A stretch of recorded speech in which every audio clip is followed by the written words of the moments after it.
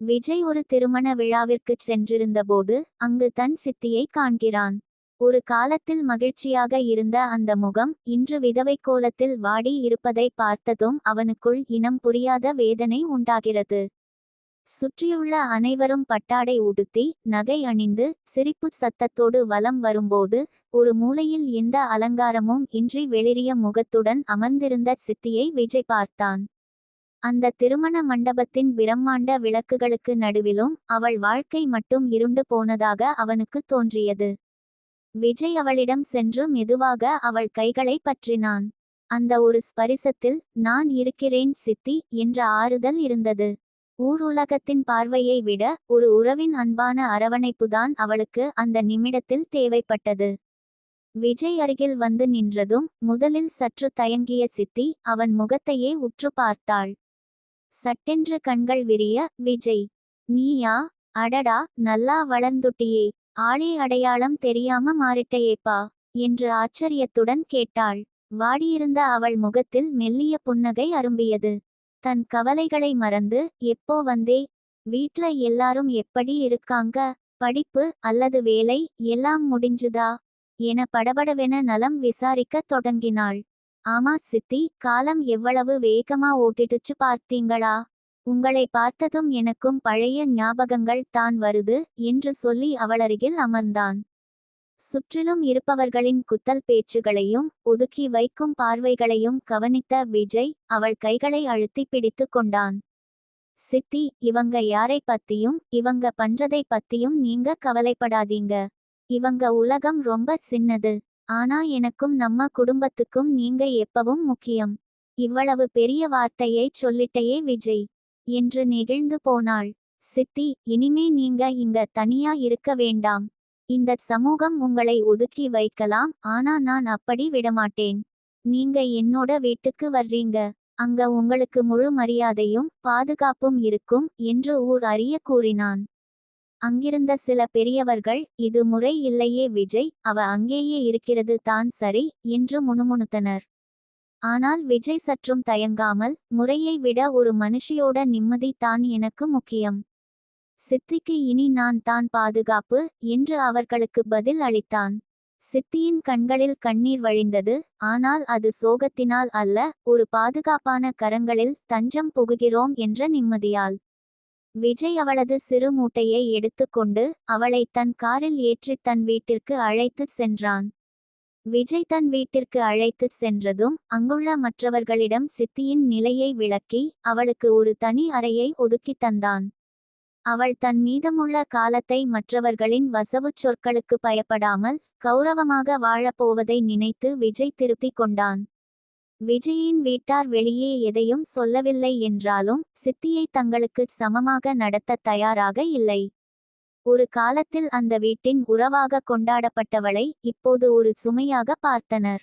விஜய் தனக்காக இவ்வளவு செய்திருக்கிறான், அவனுக்கு ஏன் சங்கடம் தர வேண்டும் என்று நினைத்து சித்தி எதையும் எதிர்த்து பேசாமல் எல்லாவற்றையும் பொறுத்து கொண்டு கண்ணீரோடு வேலைகளை செய்தாள். ஒரு நாள் மாலை விஜய் வேலை முடிந்து வீட்டிற்கு வந்தபோது சித்தி தரையில் அமர்ந்து கடினமான வேலைகளை செய்து கொண்டிருப்பதையும் மற்றவர்கள் அவளை அதிகாரம் செய்வதையும் கவனித்துவிட்டான். அவனது இரத்தம் கொதித்தது. நிறுத்துங்க எல்லாரும், நான் இவங்களை இங்க வேலைக்காரியா இருக்க கூட்டிட்டு வரல. ஒரு கௌரவமான உறவாத்தான் கூட்டிட்டு வந்தேன். என்னோட அனுமதியில்லாம இனி இவங்களை யாராவது வேலை ஏவினா அது என்னை அவமானப்படுத்துறதுக்கு சமம். மாடியில் வந்து யோசித்தான். வீட்டில் யாரிடமும் சொல்லாமல் சித்திக்கு தகுந்தவாறு ஒரு பாதுகாப்பான வீட்டை தேட ஆரம்பித்தான். அது வசதியானதாகவும் அதே சமயம் அமைதியான சூழலில் இருக்குமாறும் பார்த்து பார்த்து தேர்ந்தெடுத்தான். ஒரு அதிகாலை பொழுதில் தன் வீட்டாரின் எதிர்ப்பையும் மீறி சித்தியின் கைகளை பிடித்துக்கொண்டு அந்த வீட்டை விட்டு வெளியேறினான். விஜய் பார்த்த அந்த புதிய வீடு சித்திக்கு ஒரு புதிய நம்பிக்கையை தந்தது. அங்கு அவளை யாரும் அதிகாரம் செய்யவில்லை. தன் விருப்பப்படி சமைக்கவும் நடமாடவும் அவளுக்கு சுதந்திரம் கிடைத்தது. வேலையில் இருக்கும்போது கூட அடிக்கடி போன் செய்து சித்தியின் நலனை விசாரித்து கொண்டே இருந்தான். விஜயின் அதீத அக்கறையும் வீட்டை எதிர்த்து தன்னை கூட்டிக் கொண்டு வந்த வேகமும் சித்தியின் மனதில் மெல்லிய சந்தேகத்தை எழுப்பியது.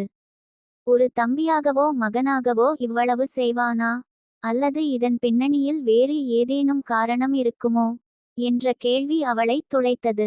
ஒரு நாள் மாலை சித்தி மெதுவாக அவன் அருகில் வந்து, விஜய், உன்கிட்ட ஒன்னு கேட்கணும்னு தோணுது. தப்பா எடுத்துக்காதே. இல்லை விஜய், இந்த உலகம் எதையும் எதிர்பார்க்காம ஒரு துரும்பை கூட எடுத்து போடாது. நீ எனக்காக பார்த்த இந்த வீடு, உன் நேரத்தை எனக்காக செலவிடுறது. இதெல்லாம் பார்க்கும்போது என் மனசுக்குள்ள ஒரு சந்தேகம் வருது. எதுக்காக இதெல்லாம் செய்ற? விஜய் சிறிது நேரம் அமைதியாக இருந்தான். பிறகு அவளது கண்களை நேராக பார்த்து சொன்னான், சித்தி, சின்ன வயசுல உன்னை சந்தோஷமா முகத்தோடு பார்த்தவன் நான். நீ படும் கஷ்டம் எனக்கு வேதனை அளிக்கிறது. இன்னைக்கு நீங்க ஆதரவற்ற நிலையில இருக்கும்போது நான் வேடிக்கை பார்த்தா அது நம்ம அன்புக்கு மரியாதை இல்லை என சொல்கிறான். விஜயின் அந்த ஆழமான மற்றும் நேர்மையான பதில் சித்தியின் உள்ளத்தை உலுக்கியது.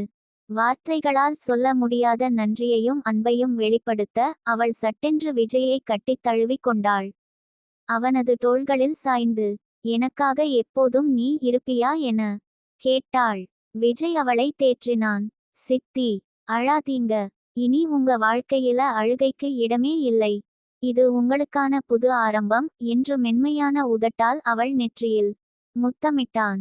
விஜய் காட்டிய அந்த பேரன்பில் தன்னையே மறந்தவள் மெல்ல அவன் முகம் பற்றி அவனது நெற்றியில் பதிலுக்கு ஒரு முத்தமிட்டாள். அந்த முத்தத்தில் நன்றியும் இத்தனை நாள் ஏங்கிய ஒரு துணையின் மீதான காதலும் கலந்திருந்தது. அவளும் அவனை இறுக்கமாக கட்டித் தழுவிக்கொண்டாள். 2 நிமிடங்கள். அந்த உலகம் அவர்களுக்குள் அடங்கி போனது போல இருந்தது. ஆனால் சட்டென்று நிஜ உலகம் நினைவுக்கு வர இருவருக்குள்ளும் ஒருவித தயக்கம் ஏற்பட்டது.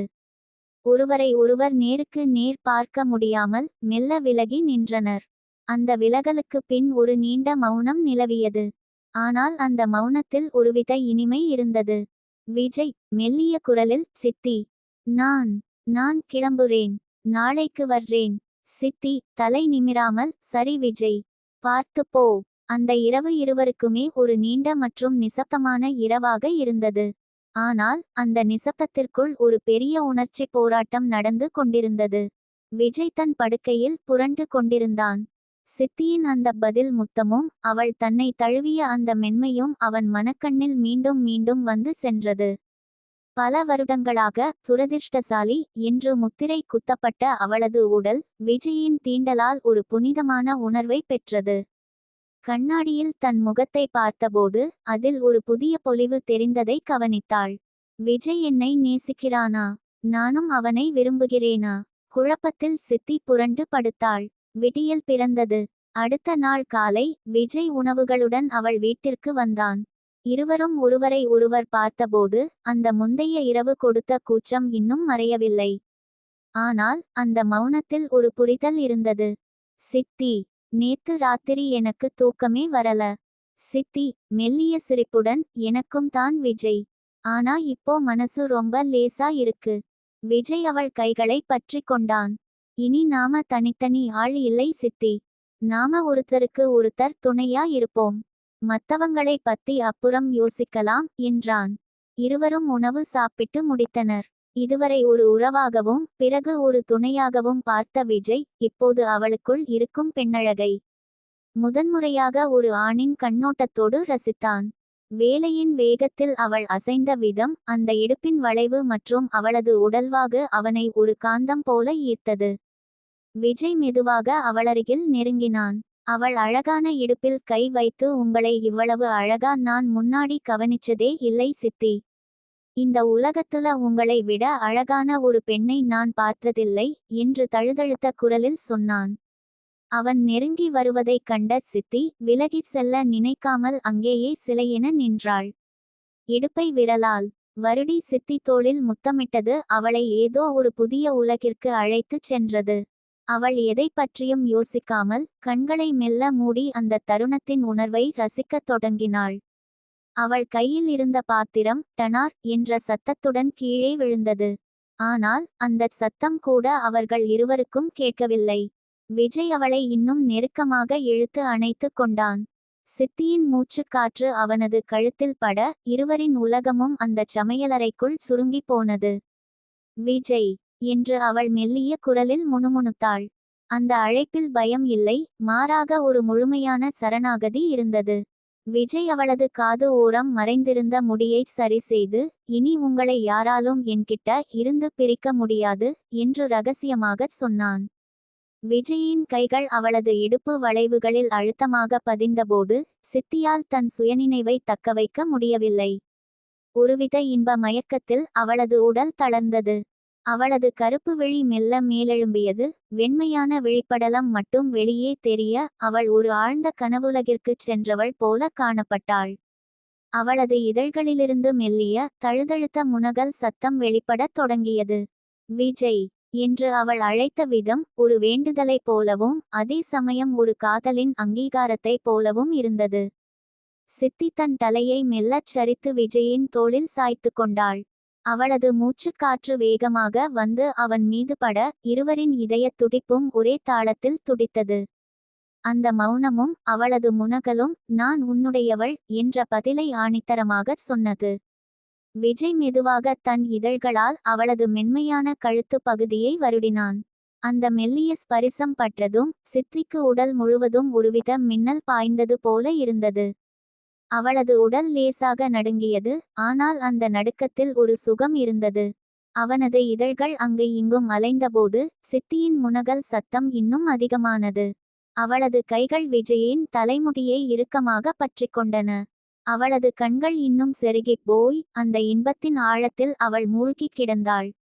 விஜயின் கைகள் காட்டும் அந்த அழுத்தமும் அன்பும் அவளுக்குள் ஒரு புதுவிதமான கிளர்ச்சியை தந்தது. விஜய் ஆ என்ற அவளது மெல்லிய முனகல் அந்த அறையின் சுவர்களில் எதிரொலித்தது.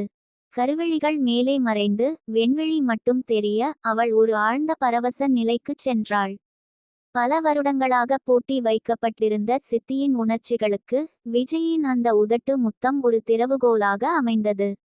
அவனது இதழ்களின் வெப்பம் அவளது இதழ்களில் பட்டபோது சித்தி ஒரு கணம் அதிர்ந்து பின் முழுமையாக அதில் கரைந்து போனாள்.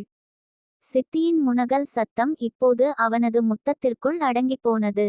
விஜய் பக்கம் திரும்பி அவளது கைகள் அவனது கழுத்தை இன்னும் நெருக்கமாகச் சுற்றிக்கொள்ள இருவரின் மூச்சுக்காற்றும் ஒன்றாக கலந்தது. அவளது கண்கள் இன்னும் செருகிய நிலையிலேயே இருக்க உலகமே அந்த ஒரு முத்தத்தில் அடங்கிப்போனது போன்ற உணர்வு அவளுக்கு ஏற்பட்டது. விஜய் அவளை இன்னும் ஆழமாக முத்தமிட சித்தியின் உடல் மெல்லத் தளர்ந்து பின்பக்கம் சாய்ந்தது. அந்த சந்தர்ப்பத்தை பயன்படுத்தி கொண்ட விஜய் அவளது இதழ்களில் இருந்து மெல்ல விலகி அவளது நீண்ட வெண்ணிற கழுத்தில் தன் இதழ்களை பதித்தான். அவனது ஒவ்வொரு முத்தமும் அவளது நரம்புகளைச் சுண்டி இழுத்தது. விஜய் தன் உதடுகளால் அவளது கழுத்து பகுதியை வருடியபோது சித்திக்கு உடல் முழுவதும் ஒருவித மின்னல் பாய்ந்தது போல இருந்தது. விஜய் ஆ ஆ ஆ என்ற அவளது மெல்லிய முனகல் அந்த அறை முழுவதும் எதிரொலித்தது. அவளது கைகள் விஜயின் தலைமுடியை இறுக்கமாக பற்றி அவனை இன்னும் தன்னோடு சேர்த்து அணைத்து கொண்டன. அவளது கருவிழிகள் மேலே ஏறி அந்த இன்ப மயக்கத்தில் அவள் மெய்மறந்து நின்றாள். இத்தனை காலமாய் அவள் இழந்த அத்தனை சந்தோஷங்களும் அந்த ஒரு நிமிடத்தில் அவளுக்கு கிடைத்துவிட்டது போல தோன்றியது. விஜய் அவளது கழுத்தில் முத்தமிட்டு கொண்டே அவளை மெல்லத் தூக்கி அருகிலிருந்த படுக்கைக்கு செல்ல தயாரானான். அவளை மெதுவாக அருகிலிருந்த படுக்கையில் கிடத்தினான். விரிந்திருந்த அவளது கூந்தல் அந்த படுக்கையெங்கும் சிதறிக் கிடக்க சித்தி ஒரு காவிய பெண் போல காட்சியளித்தாள். விஜய் மிக மெதுவாக ஒரு நடுக்கத்தோடும் அதே சமயம் உறுதியோடும் அவளது முந்தானையை பற்றினான். அவன் அதை மெல்ல விலக்க சித்தியின் இதயம் இன்னும் வேகமாக துடிக்க ஆரம்பித்தது. பல காலமாய் ஒரு திரைக்கு பின்னால் மறைக்கப்பட்டிருந்த அவளது அழகு இன்று அந்த மங்கலான வெளிச்சத்தில் விஜயின் கண்களுக்கு தெரிந்தது. முந்தானை விலகியதும் ஏற்பட்ட மெல்லிய குளிர் காற்று பட்டதில் சித்தியின் உடல் ஒருமுறை சிலிர்த்து அடங்கியது. விஜய் இப்போது அவளருகே இன்னும் நெருங்கி வந்தான். சித்தியின் அழகில் மயங்கியிருந்த அவன் அவளது கழுத்து மற்றும் தோள்பட்டை பகுதிகளில் மீண்டும் தன் இதழ்களை பதித்து வருடினான். அந்த படுக்கை அறை முழுவதும் அவர்களின் தகிக்கும் காதலின் வெப்பம் பரவியிருந்தது. விஜய் மெல்ல குனிந்து சித்தியின் மென்மையான வயிற்று பகுதியில் தன் இதழ்களை பதித்தான். அந்தச் சூடான தீண்டல் பட்டதும் சித்தி ஆ என்று உடலை வளைத்து முனகினாள். அவளது வயிறு ஒரு மெல்லிய நடுக்கத்துடன் ஏறி இறங்கியது. விஜயின் இதழ்கள் மெல்ல நகர்ந்து அவளது தொப்புள் சுழியை வந்தடைந்தன. அவன் தன் உதடுகளால் அந்த இடத்தை சுற்றி வருடியபோது சித்திக்கு உடல் முழுவதும் மின்சாரம் பாய்ந்தது போல இருந்தது. சித்தியின் கருவிழிகள் முழுவதுமாக மேலே ஏறி மறைய அவள் ஒரு ஆழ்ந்த மயக்க நிலைக்குச் சென்றாள்.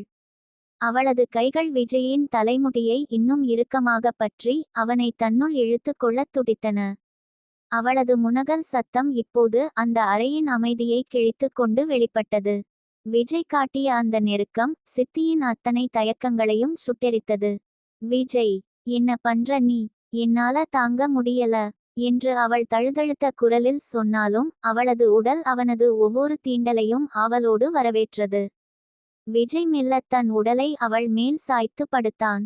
அவனது உடல் பாரம் அவள் மீது அழுத்தியபோது சித்திக்கு மூச்சுக்காற்று இன்னும் வேகமாகச் சுழன்றது. முனகல்களை அடக்க நினைப்பவன் போல விஜய் மீண்டும் அவளது இதழ்களில் தன் இதழ்களை ஆழமாக பதித்தான். இம்முறை அந்த முத்தம் இன்னும் தீவிரமாகவும் நீண்ட நேரமும் நீடித்தது. அவளது வாய்க்குள் அவனது மூச்சுக்காற்று புகுந்து இருவரது உயிரும் ஒன்றோடு ஒன்று கலப்பது போன்ற உணர்வை தந்தது. அவளது கைகள் அவனது முதுகை சுற்றி வளைத்து அவனை இன்னும் தன்னோடு அழுத்தி பிடித்து கொண்டாள். அவளது கண்கள் செருகி கருவிழிகள் மறைந்த அந்த நிலையில் அவளுக்கு தெரிந்ததெல்லாம் விஜயின் தீண்டலும் அவனது வாசனையும் மட்டுமே. விஜயின் கைகள் இப்போது சித்தியின் ஜாக்கெட்டின் கொக்கிகளை மெல்லத் திறக்க ஆரம்பித்தன. ஒவ்வொரு கொக்கியும் விலகும்போதும் சித்தியின் இதயத் துடிப்பு அந்த சிறிய அறைக்குள் சத்தமாக கேட்பது போல் இருந்தது. விஜய் என்று அவள் தழுதழுத்த குரலில் அழைத்தாள். சற்றும் தாமதிக்காமல் அவளது மென்மையான மார்பு பகுதியில் தன் இதழ்களை பதித்தான். அந்த சூடான மற்றும் ஈரமான தீண்டல் பட்ட அந்த நொடி சித்திக்கு உலகமே தலைகீழாகச் சுழன்றது. அவளது கைவிரல்கள் படுக்கை விரிப்பை இறுக்கமாக பற்றிக்கொண்டன. சித்தியின் கருவிழிகள் முழுவதுமாக மேலே ஏறி அந்த பரவசத்தின் விளிம்பில் அவள் நின்றாள். அவளது முனகல் சத்தம் இப்போது இன்னும் ஆழமாகவும் ஒரு தாகத்தோடும் வெளிப்பட்டது. விஜயின் அந்த தீண்டல் சித்தியின் உணர்வுகளை அதன் எல்லைக்கே கொண்டு சென்றது. அவன் மெல்ல அவளது மார்புகளை தன் கரங்களால் வருடி பின் அழுத்தமாக பற்றியபோது சித்திக்கு உடல் முழுவதும் ஒரு மின்சாரம் பாய்ந்தது போல இருந்தது. விஜய் மெல்ல குனிந்து அவளது மார்பு காம்புகளை தன் இதழ்களால் சுவைக்கத் தொடங்கினான். அந்த ஈரமான மற்றும் சூடான தீண்டல் பட்ட அந்த நொடி சித்திக்கு மூச்சு திணறுவது போல இருந்தது. இத்தனை காலமாய் உறங்கிக் கிடந்த அவளது பெண்மை இன்று அவனது தீண்டலில் ஒரு எரிமலையாய் வெடித்தது. விஜய், ஆ, மெதுவா விஜய் என்று அவள் தழுதழுத்த குரலில் முணுமுணுத்தாள். அவளது கைகள் அவனது தலையை இன்னும் ஆழமாக தன் மார்போடு அணைத்து கொண்டன. அவளது முனகல் சத்தம் அந்த அறை முழுவதும் ஒரு காம பாடலாக ஒலித்தது. செருகிய கருவிழிகள் அந்த இன்பத்தின் தீவிரத்தை தாங்க முடியாமல் சித்தியின் கண்கள் முழுவதுமாக சொருகின. விஜய் அவளது காதோரம் மெதுவாக, நீங்க இனி எனக்கு மட்டும்தான். உங்களை முழுசா நான் அனுபவிக்கப் போறேன். தன் ஆண் உறுப்பை சித்தி உறுப்பின் உரசினான். அந்த முதல் தொடுதல் பட்ட அந்த நொடி சித்திக்கு உடல் முழுவதும் ஒரு சிலிர்ப்பு ஏற்பட்டது. இதுவரை அனுபவித்திராத அந்த புதிய அழுத்தம் அவளது நரம்புகளை சுண்டி இழுத்தது. அந்த உரசலின் வெப்பத்தில் சித்தி தன் இடுப்பை மெல்ல உயர்த்தி அவனது அசைவுகளுக்கு ஈடுகொடுத்தாள். அவளது இதழ்களில் இருந்து வெளிப்பட்ட முனகல் சத்தம் இப்போது ஒரு தேடலாக மாறியது. விஜய், என்ன செஞ்சாலும் சரி, என்னை விட்டுடாதே என்று அவள் தழுதழுத்தாள். விஜய் தன் உடலின் முழு வேகத்தையும் அன்பையும் திரட்டி மெல்ல அவளுக்குள் இணையத் தொடங்கினான். அவன் முழுமையாக அவளுக்குள் சங்கமித்த அந்த நொடி சித்திக்கு மூச்சு நின்றது போல இருந்தது. அவளது கைகள் விஜயின் முதுகை நகங்களால் கீறி அவனை இன்னும் ஆழமாக தன்னுள் இழுத்து கொண்டாள். ஆ, விஜய், இது போதும் விஜய் என்று அவளது முனகல் சத்தம் கதறலாக வெளிப்பட்டது. அவள் ஒரு ஆழ்ந்த பரவச நிலைக்குச் சென்றாள். அவளது முகம் இன்பத்தின் மிகுதியால் சிவந்து வியர்வை துளிகள் முத்துக்களாய் அரும்பின. விஜய் அவளது அசைவுகளுக்கு ஏற்ப தன் வேகத்தை மாற்றினான். ஒவ்வொரு அசைவும் அவளுக்கு ஒரு புதுவிதமான இன்பத்தை கொடுத்தது. சித்தி தன் கால்களால் அவனது இடுப்பை இறுக்கி அணைத்து கொண்டாள். அந்த படுக்கையறையில் அவர்களின் மூச்சுக் காற்றும் இதயத் துடிப்பும் அந்த பிணைப்பின் ஒலியும் மட்டுமே நிறைந்திருந்தது. விஜயின் உடலிலிருந்து ஒருவித அதிர்வு கிளம்பி சித்திக்குள் பாய அவனது விந்தணுக்கள் அவளது கருப்பைக்குள் ஒரு புது ஜீவனை தேடி பயணிக்கத் தொடங்கின. அந்த பாய்ச்சலில் சித்தி உடல் முழுவதும் ஒரு சிலிர்ப்பு மின்சாரத்தைப் போல ஓடியது. விஜய் என்று ஒரு நீண்ட ஆழமான முனகலோடு அவள் தன் உடலை தளர்த்தினாள். அந்த வேகமான அசைவுகள் மெல்ல அடங்கின. விஜய் அப்படியே அவளது மார்பில் சாய்ந்து மூச்சிறைக்க கிடந்தான். இருவரது இதயத் துடிப்புகளும் ஒன்றாக தாளம் போட்டன. சற்று நேரம் கழித்து விஜய் அவளது நெற்றியில் மென்மையாக ஒரு முத்தமிட்டான். இனி நீங்க வெறும் சித்தி இல்லை, என் வாழ்வின் சரிபாதி. நம்ம காதலுக்கு ஒரு அடையாளம் கிடைச்சிருச்சு என்று அவள் கழுத்தில் முத்தம் தந்தான். இந்த இரவிற்கு பின் விஜய் சொன்னது போலவே அவர்கள் இருவரும் சமுதாய தடைகளை தாண்டி ஒரு புதிய வாழ்க்கையை தொடங்க தீர்மானித்தனர். இவர்களின் இந்த காதல் வெறும் உடல் ரீதியான நெருக்கம் மட்டுமல்ல, இரு ஆத்மாக்களின் உண்மையான தேடல் என்பதை அந்த இரவு நிரூபித்தது. இந்த உணர்ச்சிகரமான கதையோட்டம் உங்களுக்கு பிடித்திருந்ததா? அடுத்து வேறொரு கதையில் சந்திப்போம்.